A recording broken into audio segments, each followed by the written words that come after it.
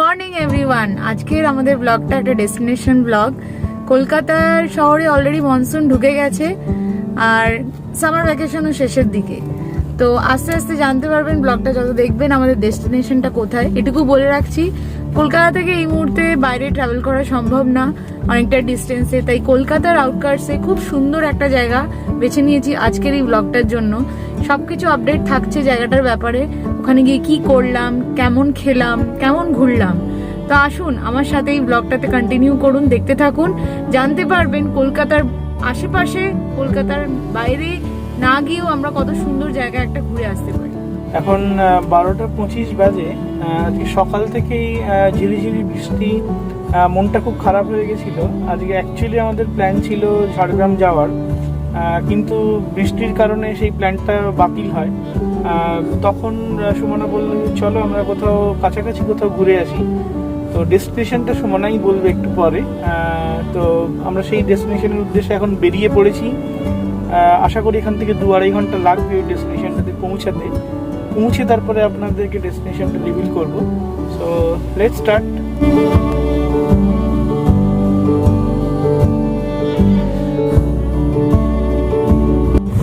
আমি আপনাদেরকে রুটটা বলবো। আমরা উল্টোডাঙ্গা ফ্লাইওভার ধরে বাইপাস দিয়ে সোজা মা ফ্লাইওভার ধরবো। তারপর আলিপুর থেকে আমরা বেহালার রাস্তাতে ঢুকবো। মনে হয় না আপনারা জায়গাটা বুঝতে পারছেন কিনা জানি না। Just try to give a hints. অন্যান্য জায়গা থেকে যদি আপনারা কেউ যান, কলকাতার অন্যান্য জায়গা থেকে, নর্মালি আপনাদেরকে প্রথমে আগে বেহালা চৌরাস্তা পৌঁছাতে হবে। সেই বেহালা চৌরাস্তা থেকে আরও 45 মিনিটস টু 1 ঘন্টার ড্রাইভ। বুঝতে পারছেন কি কোথায় জায়গাটা আমরা যাচ্ছি? না থাক, ওটা সুমনাই বলবে।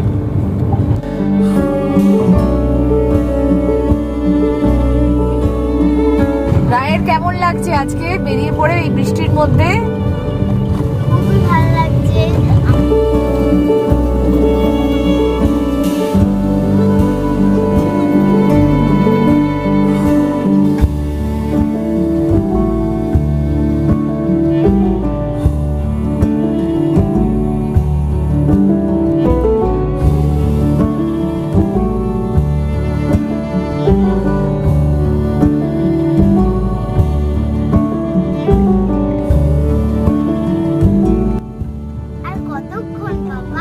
অলমোস্ট রিচ বেটা।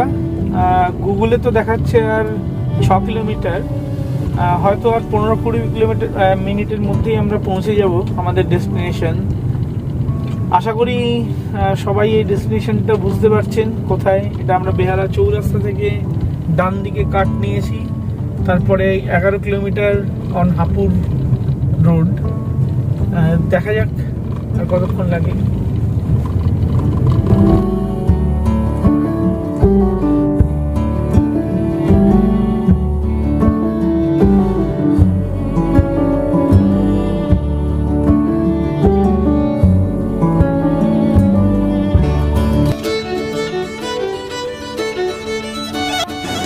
So yes, finally the wait is over and we have reached to our destination today. জায়গাটা দেখে যারা যারা আগে এসছো বন্ধুরা নিশ্চয়ই বুঝতে পারছো তোমরা জায়গাটার নামটা কি। আর যারা আসোনি তাদের জন্য বলি, জায়গাটা হচ্ছে বাওয়ালি রাজবাড়ি। এই হচ্ছে তার এন্ট্রেন্স, এবং এন্ট্রেন্সটা আরেকটু গিয়ে ডান দিকেই হচ্ছে রাজবাড়ির মেন দুয়ার। তো এখানে ভ্যালে পার্কিং আছে, স্টাফরা আমাদেরকে ভ্যালে পার্কিংয়ে সাহায্য করেছে। এবং এই নামার পরে যে ওয়েলকামটা ওরা আমাদের করেছে না, অসাধারণ। মানে বাঙালিয়ানা লালপাড় শাড়ি, তার সাথে মানে সেই আগেকার দিনে রাজা মহারাজারা যুদ্ধ থেকে ফিরে যখন তাদেরকে ওয়েলকাম করতো শাঁখ বাজিয়ে উলু দিয়ে, ঠিক সেরকমটাই মনে হচ্ছিল নিজে যখন দাঁড়িয়ে এখানে। এরকম ওয়েলকাম আমি এখনও অবধি কোনো হেরিটেজ হোটেলে বা কোথাও পাইনি। So this is a unique experience for us. এবং খুবই খুবই আন্তরিকভাবে ওরা আমাদেরকে ওয়েলকাম করেছে। ভেতরে ঢুকে এক অদ্ভুত দৃশ্যর সম্মুখীন হই আমরা। আপনাদের বলে রাখি, এই রাজবাড়ি হস্তান্তর হয় আজ থেকে 11 বছর আগে।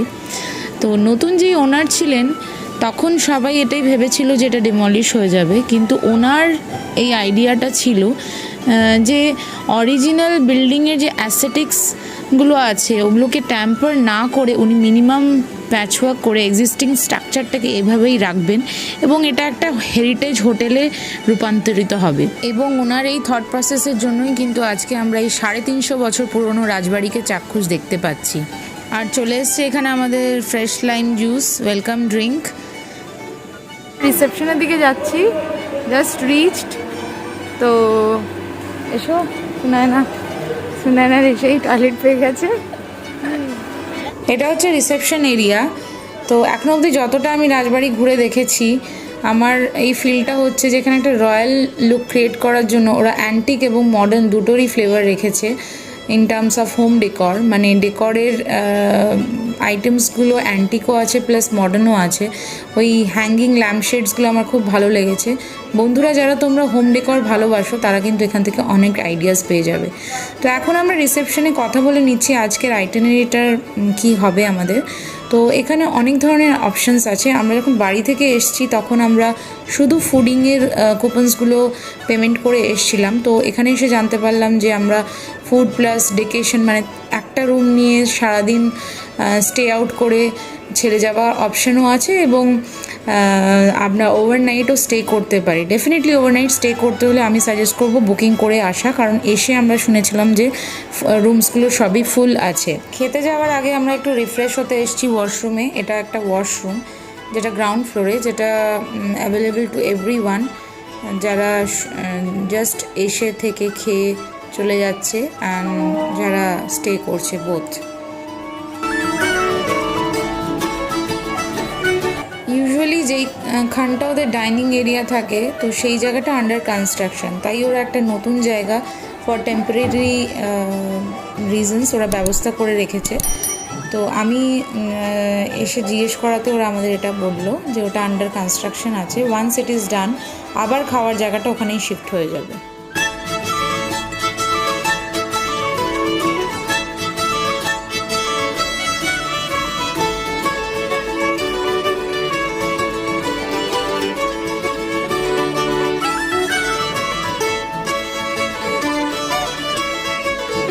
ঘড়িতে বাজে 3টে আর প্রচণ্ড চূড়ান্তভাবে সবার পেটে ছুঁচে দৌড়চ্ছে।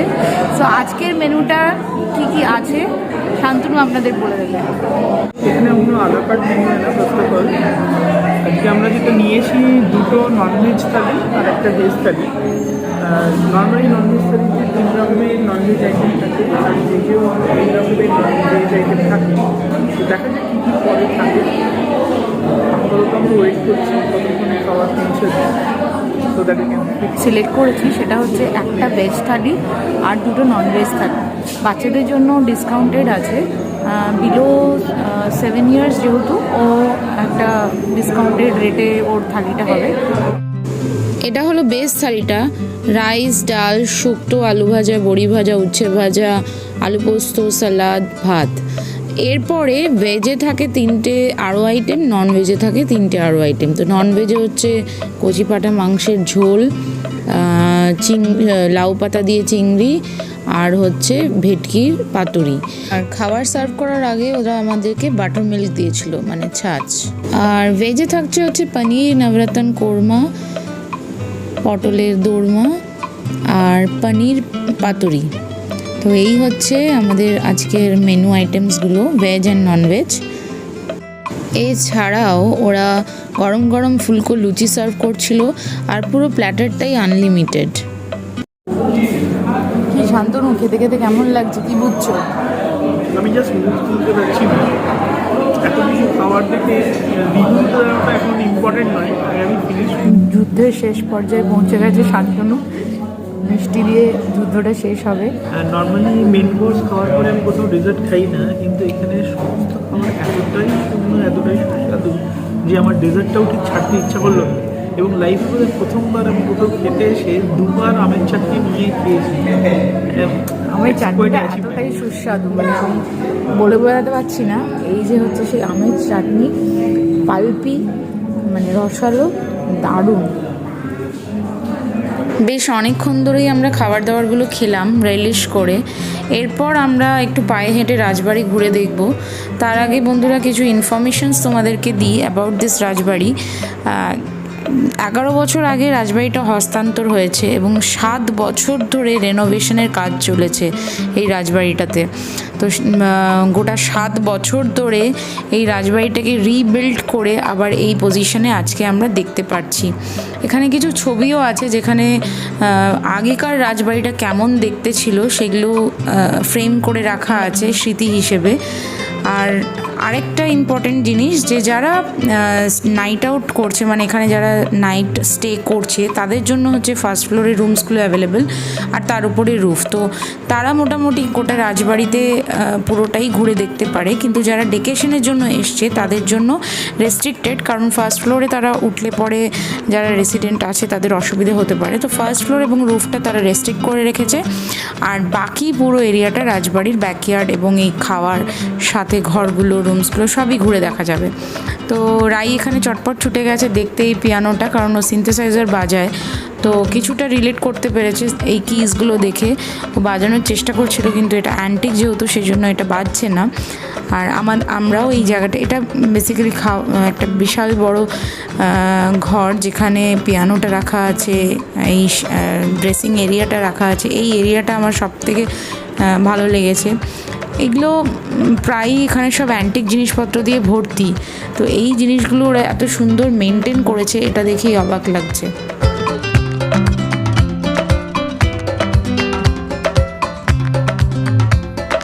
এই রাজবাড়িতে অনেক ফিল্মস অ্যান্ড ওয়েব সিরিজও শ্যুট হয়েছে, যেমন চোখের বালি, ভুলভুলাইয়া, বুলবুলের অনেক কটা সিরিজ।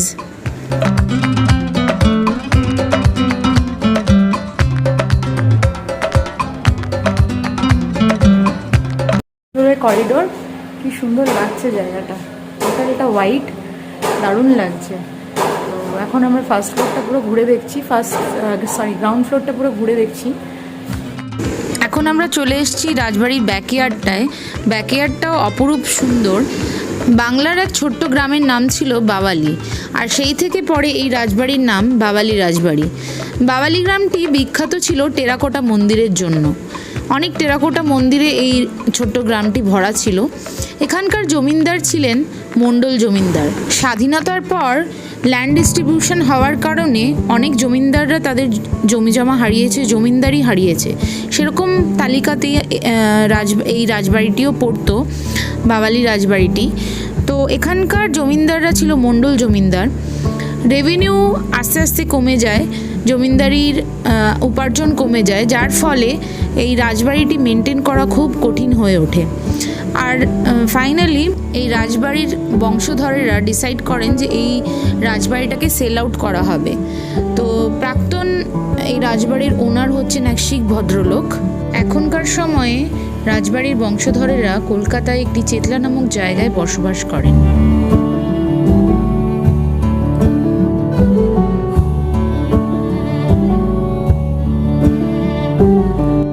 এই জায়গাটার বিউটিফিকেশন বাড়ানোর জন্য কিছু রাজহাঁস, কিছু কচ্ছপ, এই ধরনের প্রাণীও এরা পুষেছে এখানে।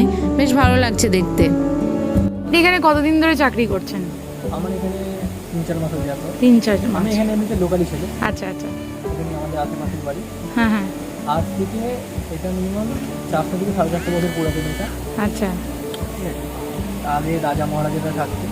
আচ্ছা। তারপরে কোনো কারণে এই প্রপার্টিটা সেল করে দেওয়া হয়। আমাদের যে বস তিনি কেনেন এটা, তিনি এবার এখানে। আপনার নামটা? রোহিত মালিক। রোহিত মালিক, থ্যাংক ইউ রোহিত, আপনার ভ্যালুয়েবল কমেন্টস আমাদের ভিউয়ার্সের জন্য। আমি সবাইকে বলবো যাতে ওনারাও এখানে আসে, এবং আমরা এখানে খাবার দাবার খেয়ে খুব ভালো মানে এনজয় করেছি। অনেক কিছু এখনও টুকটাক কনস্ট্রাকশনও হচ্ছে। এখন আবার যাচ্ছি হচ্ছে এই সুইমিং পুলের দিকে। তো অলরেডি রাই চলে যাচ্ছে সুইমিং পুলের দিকে, আমরা যাচ্ছি এখন হেঁটে। শান্তনু, কেমন লাগছে খাওয়া দাওয়ার পর এই ওয়াকটা? এটা খুবই জরুরি একটা ওয়াক। এত কিছু খাওয়ার পরে হজম করার জন্য এই ওয়াকটা ভীষণ ইম্পর্টেন্ট। কোনো বড়সড় অনুষ্ঠান হলেই লনটাকে ওরা ডেকোরেট করে উইথ লাইটিংস, আর সন্ধেবেলা এটা অপরূপ লাগে। মানে জায়গাটার ভোলটাই অন্যরকম লাগে, ভীষণ মেনটেন করে রেখেছে যার জন্য। আর ডান দিকে দেখতে পাচ্ছেন এটা হচ্ছে আসল ডাইনিং এরিয়া। তো এখন এটা আন্ডার কনস্ট্রাকশন আছে, এর ছাদটাকে ওরা টালিগুলো চেঞ্জ করছে, যার জন্য এখন খাবার এরিয়াটা যেটা আগে বললাম শিফট করে রেখেছে। এবার আমরা যাচ্ছি সুইমিং পুলের দিকে। তো সুইমিং পুলের গিয়ে আমরা দেখাচ্ছি যে কেমন দেখতে ওরা, মানে সুইমিং পুলটা নিউলি কনস্ট্রাক্টেড। এই রুমসগুলোতেও থাকার ব্যবস্থা আছে, এই রুমসগুলো অ্যালট হয় থাকার জন্য। বিভিন্ন নাম দিয়ে রুমসগুলোকে ওরা করে রেখেছে। আর এই হলো সেই সুইমিং পুলের এরিয়া। এখানে একটা বার কাউন্টার আছে, বার কাউন্টারের সার্ভিসও আছে। সুইমিং এরিয়াটা বেশ ভালো, নিরিবিলি। আর এখানে আরেকজন সুইমিংয়ে নামেনি তো কী হয়েছে, হাতটাই অন্তত ডুবিয়ে ফেলি।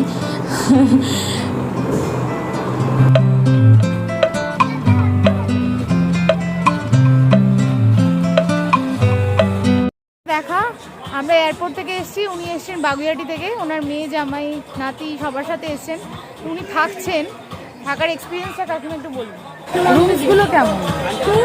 খুব সুন্দর। আর খাওয়াটা তো আমি বলেইছি আগে, দারুণ সুন্দর। ক্লান্ত হয়ে পড়েছি খেতে খেতে, কিন্তু শেষ হচ্ছে না এত খাবার। সত্যি তাই, একদম না, খুব সুন্দর। মানে বিছানাটা একদম রামকৃষ্ণের যেমন সাদা ধবধবে বিছানা থাকতো ওরকম বিছানা। আর বাথরুমটা মনে হচ্ছে যেন শোয়ার ঘর না বাথরুম, বোঝা যাচ্ছে না। তো কলকাতার কাছে এত একটা ভালো ডেস্টিনেশন, এটা খুব দারুণ ব্যাপার, দারুণ। জানাই নেই যে এরকম এত ভালো জায়গা। When you're down and feeling like you're lonely, someone else out there feels just like you. Go outside and be kind to a stranger.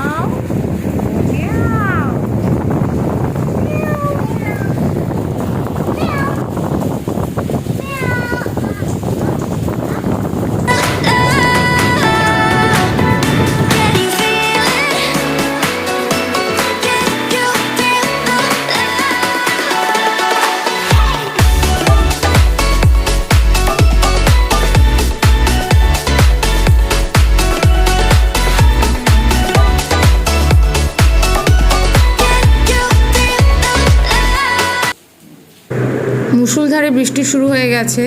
আর সকালে যখন রিসেপশনে যোগাযোগ করেছিলাম তখন ওরা বলে দিয়েছিল যে বিকেলবেলা যেই কালচারাল প্রোগ্রামটা থাকে সেটা যদি বৃষ্টি না হয় তবেই হওয়াটা সম্ভব, কারণ এই পুরো ওপেন এরিয়া জুড়ে ওই কালচারাল প্রোগ্রামটা হয়। কালচারাল প্রোগ্রামের জন্য লোকাল এরিয়া থেকেই ওরা আর্টিস্টদের নিয়ে আসে এবং তারা এই পুরো মানে স্টেয়ার্স জুড়ে এবং এই সামনে এরিয়াটাতে পারফরমেন্সটা করে। আর এই সিন্দুকটা দেখে আমার মনে হচ্ছিল খালি খুলে দেখি এর ভেতরে কী আছে, কিন্তু সেই পারমিশন ছিল না। আর এই দেখুন রাজবাড়ির আগেকার চিত্র কেমন ছিল, সেই রাজবাড়িটা ভগ্ন অবস্থায়, আর এখন সেই রাজবাড়ি। আমরা এখানে একটু বসে পড়েছি, অনেক হাঁটাহাঁটি করে এসে বসে বৃষ্টি দেখছি। এই বৃষ্টি দেখতে দেখতে ডিসাইড করছি যে আমরা আর কতক্ষণ থাকবো, আদৌ আমরা সন্ধ্যা আরতি অবধি থাকবো কি না, কী করব, কারণ বৃষ্টি হচ্ছে তো অনুষ্ঠান কালচারাল প্রোগ্রাম কিছুই হবে না। আলো থাকতে থাকতে আমরা বেরিয়ে পড়েছি, যেহেতু বৃষ্টি হচ্ছিল তাই আর বেশিক্ষণ থাকার প্ল্যান করিনি, যেহেতু আমরা সেই ফিরেই যাব, রাত্রে স্টে করবো না। তো বিদায় এই বাওয়ালি রাজবাড়িকে।